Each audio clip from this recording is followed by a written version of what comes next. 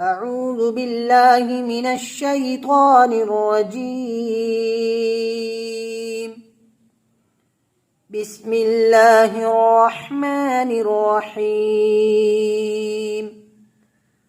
وإذ قال موسى لفتاه لا أبرح حتى أبلغ مجمع البحرين أو أمضي حقبا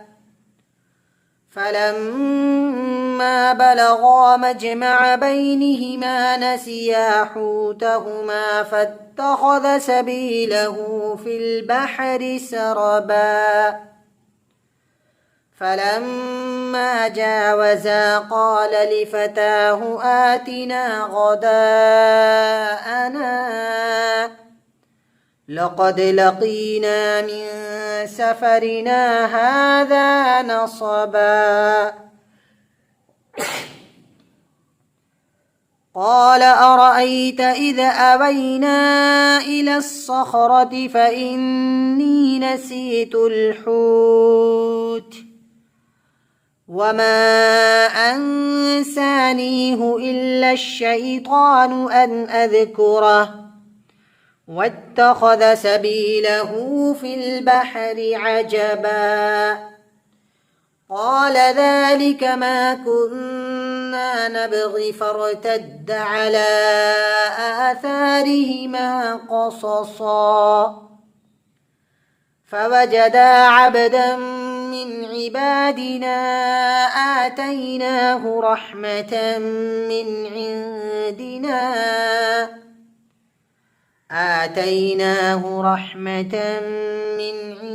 عندنا وعلمناه من لدنا علما قال له موسى هل أتبعك على أن تعلمني مما علمت رشدا قال إنك لن تستطيع معي صبرا وكيف تصبر على ما لم تحط به خبرا قال ستجدني إن شاء الله صابرا ولا أعصي لك أمرا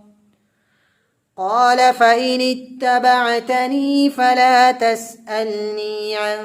شيء حتى أحدث لك منه ذكرا فانطلقا حتى إذا ركبا في السفينة خرقها قال أخرقتها لتغرق أهلها لقد جئت شيئا إمرا قال ألم أقل إنك لن تستطيع معي صبرا قال لا تؤاخذني بما نسيت ولا ترهقني من أمري عسرا فانطلقا حتى إذا لقيا غلاما فقتله قال أقتلت نفسا زكية بغير نفس لقد جئت شيئا نكرا صدق الله العظيم.